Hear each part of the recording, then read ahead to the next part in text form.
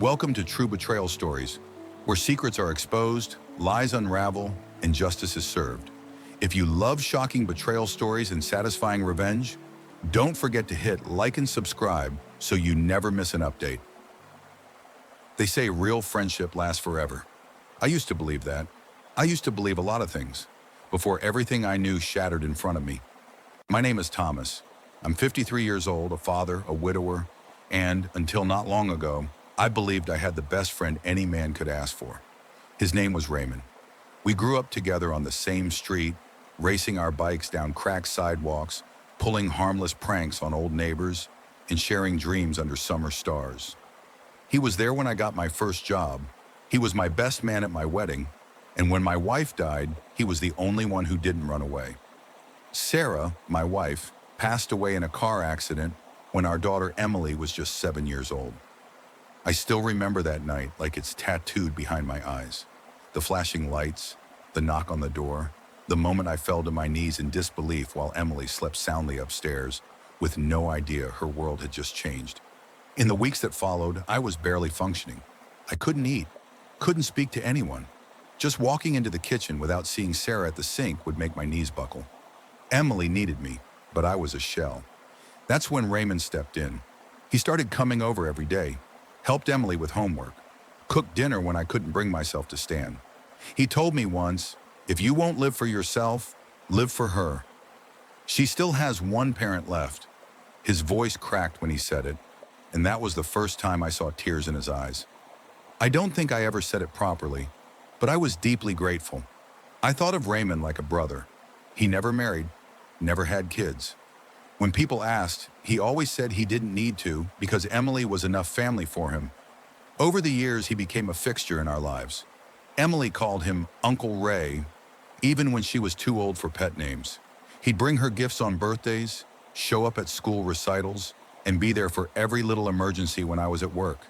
A scraped knee, a broken heart, Raymond was there for all of it. Sometimes I joked that if anything ever happened to me, he should just adopt her. He'd laugh and wave it off, but there was always a glint in his eye, something soft and sad that I didn't quite understand. Not then. Emily grew up fast, too fast. One day I was helping her ride a bike without training wheels, and the next I was dropping her off at college. She blossomed into a smart, funny, beautiful young woman, headstrong like her mother, but with my stubborn streak too. God help whoever tried to argue with her. I remember one evening not long after she turned 20. We were sitting on the porch watching the sun dip below the hills. Raymond had just left after dropping off some books Emily asked for. She waved at him like always, that easy smile on her lips. "Uncle Ray's been coming around a lot lately," I said casually, sipping my beer. Emily shrugged. "He's always around, Dad. He's like part of the furniture." I chuckled. "Yeah, a slightly outdated recliner with creaky joints." She laughed, but then I caught something in her face. A twitch, a flicker, like she was hiding something. It vanished as quickly as it came, but it stayed with me. I couldn't put my finger on it. A few days later, I was in the garage fixing up the old lawnmower, and Raymond stopped by. He leaned against the doorway, arms crossed, watching me like he always did when he had something on his mind. "You ever think about dating again?" he asked out of nowhere. I blinked. "What, me? Hell no. One heartbreak in a lifetime is plenty." He nodded slowly like he understood, but then he added, "People move on, you know. Find comfort in unexpected places." That was odd, but I was sweaty, tired, and not in the mood for cryptic philosophy. I changed the subject.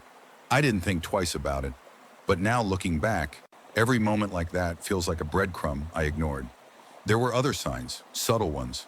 The way Raymond's eyes lingered on Emily when she wasn't looking. The way he'd go quiet when she walked into the room, or the faint flush on his cheeks when she laughed. I told myself I was imagining it, that he was just emotional because he saw her grow up. And maybe I wanted to believe that. Maybe I needed to, because if I had let myself believe the alternative, that the man I trusted most, the man I practically handed my daughter's safety to, was looking at her like anything but a child, I might have snapped then and there, but I didn't know. Not yet. Not until it was too late. Emily had always been the light of my life. After her mother passed, she became my reason to keep going.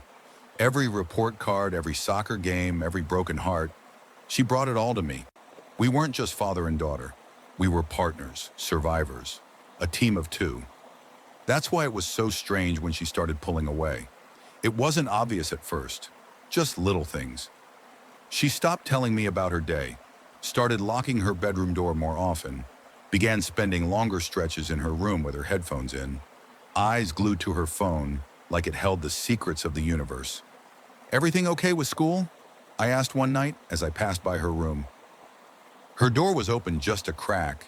She was sitting cross-legged on her bed, scrolling through her phone, lips curled in a faint smile. She jumped slightly startled. "Yeah, just tired, Dad." I nodded but kept watching. "You sure? You seem I don't know, distracted." "I'm fine," she said, and then she got up and closed the door gently. Not slammed, just gently. That was the part that made it worse, the softness of it, like she didn't want to upset me, but also didn't want me around. I told myself it was just a phase, maybe something at school, maybe a boy. I wish it had been a boy. A few days later, Raymond stopped by again. He brought over dinner, some kind of roasted chicken dish that smelled better than it tasted. He always tried to impress Emily with his cooking, and she always smiled politely, even when the food was a little too dry or a bit too salty. We sat at the table like we always did. Raymond on one end, me in the middle, Emily across from him. I noticed he didn't look at me much that night. His eyes were on her, almost exclusively. When she laughed at something dumb he said, his gaze lingered. Too long. Not in a friendly way. Not like an uncle. And when she stood to get something from the fridge, I saw his eyes drop. Just for a second. I felt my stomach twist. Later, when Raymond and I were in the kitchen cleaning up, I decided to test the waters. "She's growing up fast, huh?" I said, handing him a plate to dry. He chuckled. "Yeah, too fast." I looked at him, hard. Sometimes I forget she's 20 already. Just feels like yesterday we were teaching her how to ride a bike. Raymond didn't meet my gaze. He stared down at the plate in his hands like it had suddenly become fascinating. "She's really come into her own," he said quietly. "Smart, kind, beautiful." The word hung in the air like a loaded gun. Beautiful. I didn't respond. Just nodded slowly and wiped down the counter, heart beating a little faster. That night, I barely slept. I stared at the ceiling, going over every interaction between them in my head. Every laugh, every glance, every casual touch on the shoulder. Was I going crazy? Was I being paranoid? Or had something shifted between them, and I'd just been too blind to see it? A few weeks later, I had to travel for a 2-day conference in Portland. I hated leaving Emily alone, even though she was more than capable. I asked Raymond if he could check in on her while I was gone. He agreed without hesitation, even offered to bring her dinner so she wouldn't have to cook. I should have said no, should have trusted my gut. When I returned, Emily seemed off, quieter than usual, jumpy. And when I asked how the dinner with Uncle Ray went, she gave me a smile that didn't quite reach her eyes. "It was fine. He made spaghetti, burned the garlic bread again." I laughed, trying to ease the tension. "That's his signature move." "Yeah," she said softly, then turned away. That night I noticed her doing laundry. That wasn't unusual. She liked keeping her clothes fresh. But what caught my eye was a man's shirt among the pile. Button up, blue plaid, not mine. I picked it up, sniffed it. Cologne. Not mine either. My heart started to race. "Emily," I called, walking to the laundry room. She appeared instantly. "What's up?" "This shirt, it's not mine." She froze. "Oh, must have gotten mixed in with Ray's stuff. He brought over a jacket and forgot it. Maybe that too." "Ray left a shirt here?" She nodded too quickly. "Yeah, I guess. I don't know." I held her gaze for a moment. Her eyes darted to the side. I didn't push. I didn't accuse. But inside, something cracked. It was a Saturday evening. Cool air, soft jazz playing from the old speakers in the living room, and the faint smell of ribs slow cooking in the oven. A typical night, the kind we used to have when Sarah was still alive. I wanted to recreate that warmth, that comfort. Maybe I was just nostalgic, or maybe I was trying to hold on to a version of life that no longer existed. Raymond arrived just after 6 with a bottle of wine and that crooked grin he always wore when he thought he'd done something charming. "It's a 2014, he said, holding it up like a trophy. "I don't even know what that means," I laughed, taking it from him. "As long as it doesn't taste like vinegar, I'm in." Emily came down a few minutes later, dressed casually, jeans and an old hoodie, but somehow still radiant. Her hair was pulled up messily, no makeup, and yet she had that glow that made me stop for half a second. I couldn't help but think, my little girl isn't a little girl anymore. Raymond noticed too. I saw it, the way his smile softened, the way his eyes followed her as she walked into the kitchen. He didn't say anything inappropriate, nothing you could point at and say this is wrong, but the way he looked at her, it wasn't fatherly. "Dinner smells amazing," Emily said, sniffing the air as she grabbed a soda from the fridge. "Your dad still got it," Raymond chimed in. "Barely," I muttered. "If I don't burn it, it's a win." We laughed. We ate. We drank a little. Raymond and I had a few beers, Emily stuck to soda, but still laughed like she was part of the fun. It felt normal, familiar, too familiar. After dinner, I was the first to feel the weight of the food and the drinks hit me. "All right," I said, stretching with a loud groan. "This old man's gonna call it a night. You two don't stay up too late solving the world's problems." Raymond chuckled. "Just make sure you don't snore through the walls again." "Keep dreaming," I grinned as I shuffled toward the stairs. That was it. A perfectly normal end to a perfectly normal evening. Or so I thought. I woke sometime around 2 a.m., throat dry as sand. I stumbled downstairs for water, careful not to wake anyone. But as I passed the hallway that led to the living room, I heard voices. Low, murmured. I paused. It was Emily and Raymond. I should have turned and walked away. I should have trusted them. But something about the tone, the softness in her voice, the intensity in his, froze me in place. "I just feel like maybe I wasn't enough," Emily said, voice trembling. "You are enough," Raymond replied, firm but gentle. "Any man who walks away from you is a damn fool." "Then why does it still hurt?" she whispered.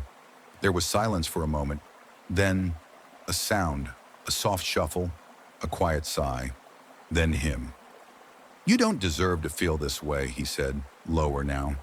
"You deserve someone who sees you, who appreciates everything about you." "Do you?" she asked, almost too soft to hear. Another silence. "Yes." My heart dropped. I heard movement, the rustle of clothing, and then, God help me, the unmistakable sound of a kiss, slow, lingering. I couldn't breathe. I backed away like I'd been struck. My chest ached with something between betrayal and nausea. I gripped the railing and climbed back upstairs in a daze. My head screamed confront him now, but my body wouldn't move. I needed to think, to process, to believe what I had just heard.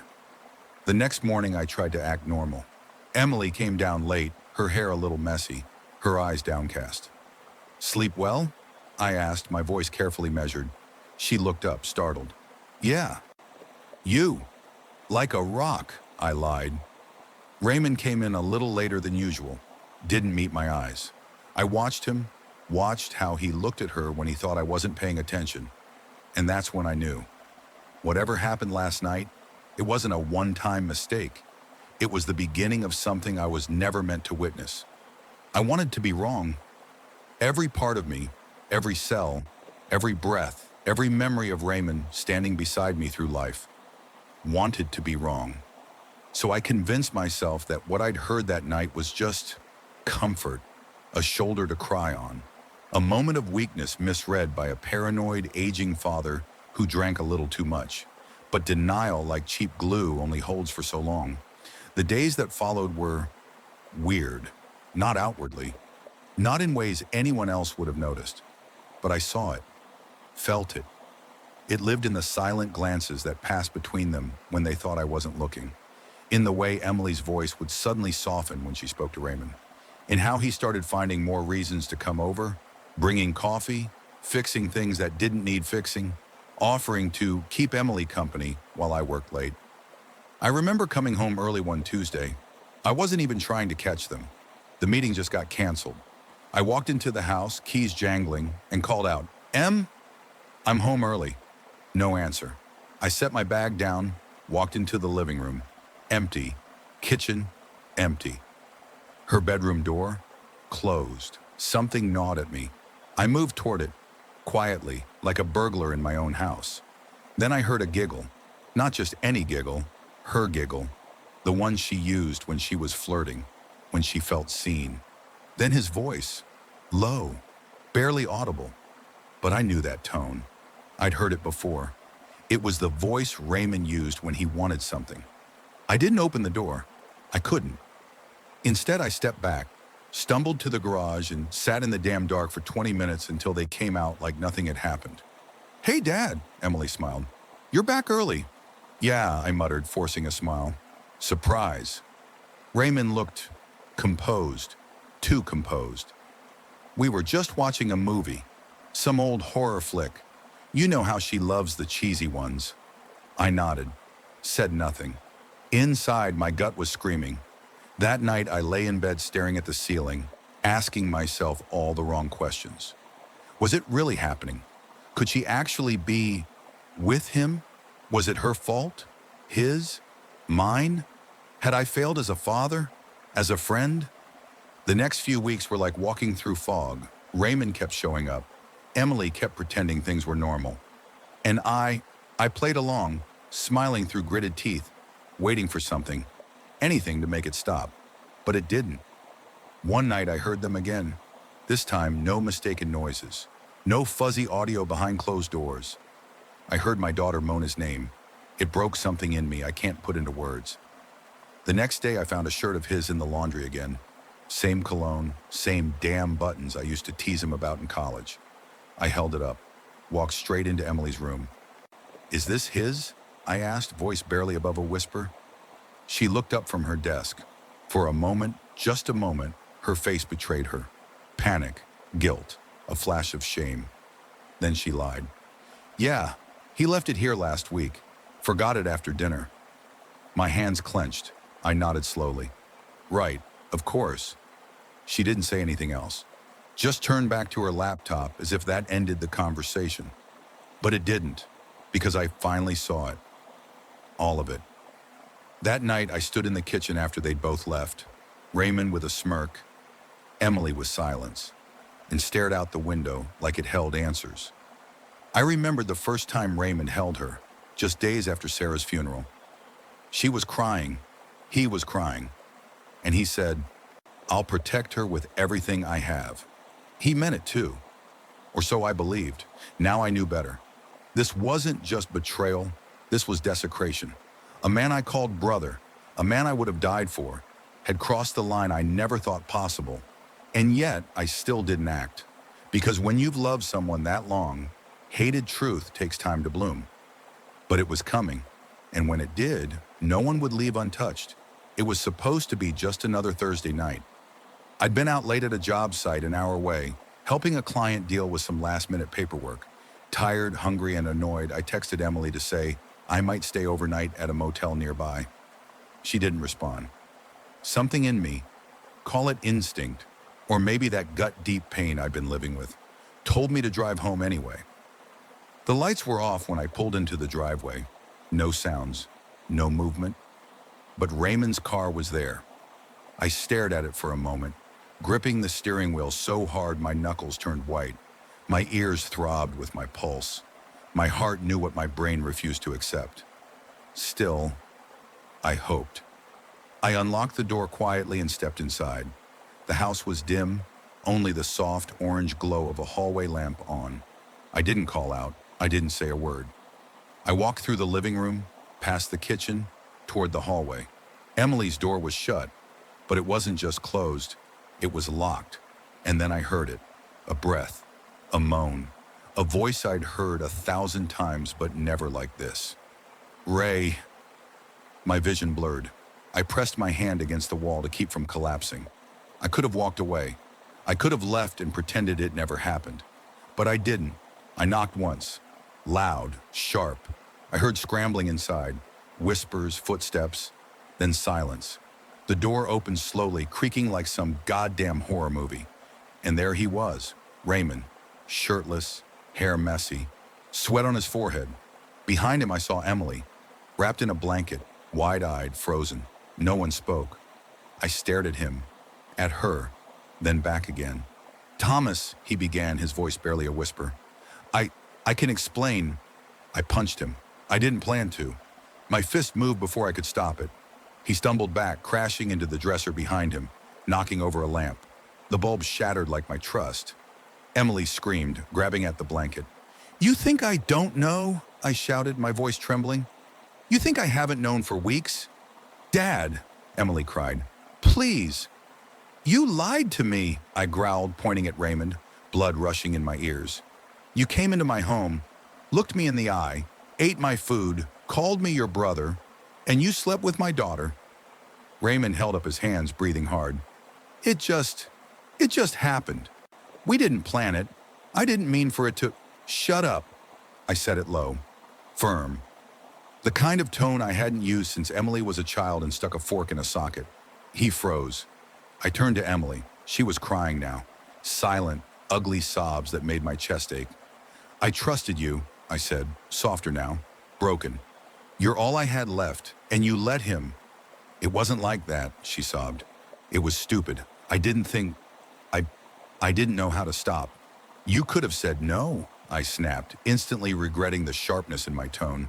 She winced, then collapsed to the floor, still wrapped in that damn blanket like it could protect her from the shame.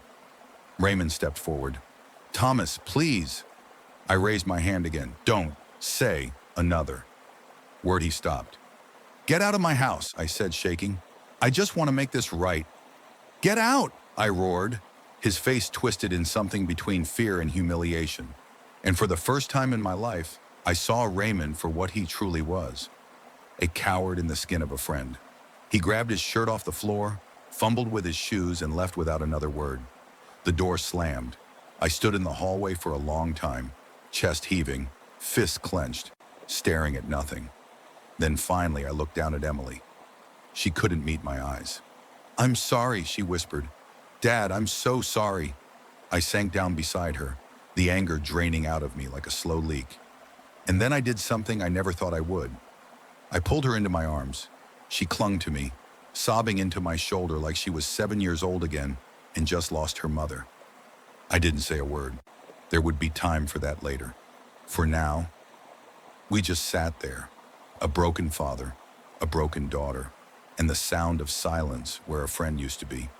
The house felt like a crime scene. I didn't sleep that night. I couldn't. I sat in the living room staring at the dark TV screen, listening to the silence that pressed against the walls like 1,000 pounds. My hand still throbbed from punching Raymond, but the ache in my chest was worse. Emily stayed in her room. I heard her crying on and off, soft, muffled, ashamed. Part of me wanted to storm in there and yell. Another part wanted to crawl into bed and forget the last 24 hours ever happened. But what I ended up doing was sitting, breathing, thinking. By morning, I made coffee. 1 cup, just mine. She came down around 8 a.m., her eyes swollen and red, her hair tangled, still in pajamas. "Morning," I said quietly. She paused by the doorway, hesitant. "Morning." We stood there in silence, father and daughter, 2 people who had once known everything about each other, now unsure of what could even be said. She took a seat at the kitchen table, hands folded. "Can we talk?" I nodded. "I think we have to." She looked down, then up at me with trembling lips. "Dad, I messed up. I don't know how it happened. I didn't mean for it to go that far." I took a deep breath. "But it did." "I was stupid," she said, voice cracking. "I was heartbroken after Caleb. I felt invisible. Ray, Uncle Ray, he was kind and he listened. He made me feel special," I cut in. "Wanted?" She flinched. "Yeah. He's 55, Emily." "I know." She started to cry again. "I'm so sorry." "You should be," I said, not unkindly, just honest. But you're not the only one who should be sorry. She looked at me, confused. He knew better. He's not some college guy who made a bad choice. He's a grown-ass man, a man I trusted with my life. He's the one who should be ashamed the most. Emily wiped her face. I didn't even know he was married. I looked up. What? She sniffled. He said he was divorced. I slammed my palm on the table, startling both of us. He's not. Susan came to our Christmas dinner last year. Her eyes widened in horror. That's when something inside me shifted. The guilt, the hurt, the helplessness. It morphed into something colder, sharper. Resolve. I pulled out my phone and started scrolling through my contacts. What are you doing? Emily asked, voice trembling again. Calling Susan, I said. Her eyes widened. Dad, no. He doesn't get to walk away from this. Not after what he's done. To me, to you, to her. I found her number and hit call. It rang 3 times. Hello? Susan's voice came through. Calm, polite, still oblivious. Susan, it's Thomas. Oh, Thomas, hi. Everything okay? I hesitated, then said it plainly. Raymond's been sleeping with my daughter. There was a long silence. What? Her voice dropped. Sharp, cold. I repeated it, slower, clearer. Your husband, Raymond, has been having a sexual relationship with my 20-year-old daughter. For weeks, maybe months. She didn't respond right away. Then she whispered, I knew it. What? I knew something was off. He's been different, guarded, coming home late, saying he was helping you out. I clenched my jaw. He was helping himself. Another pause, then she said, Thank you for telling me. I'm sorry, Susan. I really am. Number don't be. I needed to know, and now I do. She hung up. I exhaled slowly, the weight of that moment pressing down on me like an anchor. Emily sat across from me, shaking. Is she okay? She's going to be, I said. Better than we are, probably. 2 days later, word got around that Susan filed for divorce. Fast, clean, brutal. I heard from a mutual friend that she kicked Raymond out, threw his things on the lawn, and told her lawyer to make it hurt. And for once, I felt something like peace. It didn't fix what happened, but it sure as hell was a start. For days, the house sat in silence. Not the peaceful kind, the heavy kind, the kind that sinks into your skin and makes every breath feel like lifting a stone. Emily barely left her room. She wasn't hiding anymore. She was healing, or trying to. Every now and then I'd hear her moving about, folding laundry, rearranging books, making small attempts to return to normal. But we both knew normal was gone. I didn't press her, I didn't lecture or guilt trip. Lord knows the look in her eyes that night was punishment enough for both of us. As for me, I spent my time packing. At first, I didn't even realize that's what I was doing. I just started putting things away. Old photo frames, Sarah's favorite blanket, some of Emily's childhood toys still stacked in the basement. I'd open a drawer, find something from another life, and close it slowly like I was saying goodbye to a ghost. But by the end of the week, the house felt emptier, lighter. Emily finally spoke up at breakfast on a quiet Sunday morning. Are we moving? She asked softly, not accusatory, just tired. I nodded. Yeah. Where? I don't know yet. Somewhere quieter, farther, just away. She looked down at her cereal for a long moment. Okay. That was it. No protest, no eye rolls, no, you're overreacting, just one word, okay. And in that moment I knew. She wanted out of here just as much as I did. I called a realtor the next day, told her I wanted a quick sale. No dragging it out, no sentiment, just get it done. By the following week, the for sale sign was hammered into our front lawn. I didn't tell many people, didn't owe them that. Raymond never tried to reach out again. No apology, no explanation, not even a goddamn text. I heard through mutual acquaintances that he was staying at some rundown motel on the edge of town. Word spread fast after Susan filed. Turns out, betrayal doesn't just burn one bridge, it sets the whole damn neighborhood on fire. A month later, Emily and I stood in the now empty house, surrounded by boxes and echoes. She touched the kitchen counter, ran her fingers over the etched initials Sarah once carved there, with a butter knife. "I'm gonna miss this place," she whispered. "I won't," I said. She smiled faintly. We loaded the car. Just the essentials. The rest would be shipped, or forgotten. As we pulled away, Emily rolled down her window and looked back one last time. "It's weird," she said. "I thought I'd feel sad." "You don't?" She shook her head. "I feel free." I reached over and squeezed her hand. "So do I." We drove for hours.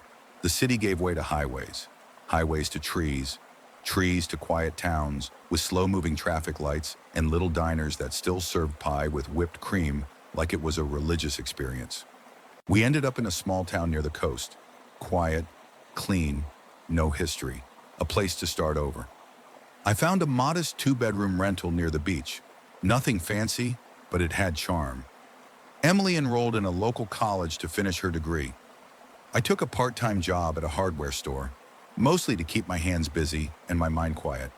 We didn't talk much about what happened, not because we were avoiding it, but because we were surviving it, together. And slowly, day by day, breath by breath, we began to feel like a family again. One morning I found Emily sitting on the porch, wrapped in a blanket, watching the sunrise. Steam curled from her mug of tea. Her eyes were calm. She looked at me and said, "Thank you, Dad, for not giving up on me."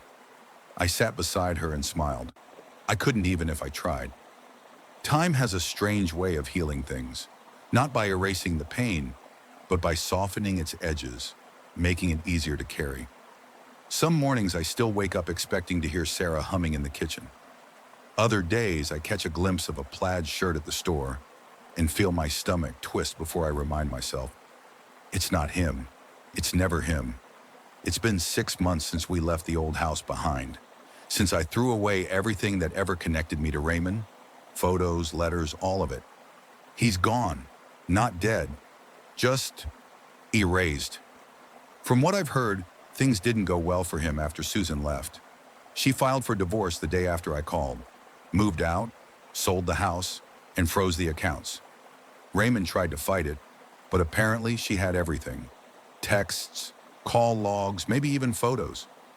He lost everything. His marriage, his job, his so-called friends. Turns out no one wants to stay loyal to a man who sleeps with his best friend's daughter. Last I heard, he was living alone in a cheap apartment 3 towns over, working at a hardware store like mine, but not for the same reasons. Not to rebuild, but because it's the only job he could get. People don't forget betrayal that deep.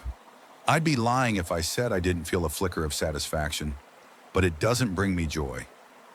What brings me peace is this: waking up every morning and seeing Emily smile again, hearing her laugh while making pancakes, watching her sit by the window reading the same novels her mother loved. I lost a friend, but I kept my daughter. I chose to believe in her, even when it hurt, and she chose to come back to me, even after she stumbled. One night, as we watched the waves crash gently on the shore behind our new home, she turned to me and said, "Do you think we'll ever forget what happened?" I thought for a moment. "No," I said, "but we'll stop letting it define us." She smiled. Not forced, not polite, real. And in that smile, I saw something I thought I'd lost. Hope. Some betrayals don't come from enemies. They come from the ones who swore they'd protect you. But sometimes survival isn't about punishing them. It's about choosing who's worth saving. And for me, it was always her. If this story moved you, don't forget to leave a comment below. What would you have done in Thomas's shoes? Hit like if you believe betrayal deserves consequences. And subscribe for more real, raw stories where secrets get exposed, lies fall apart, and justice always finds a way. Thanks for watching. We'll see you in the next one.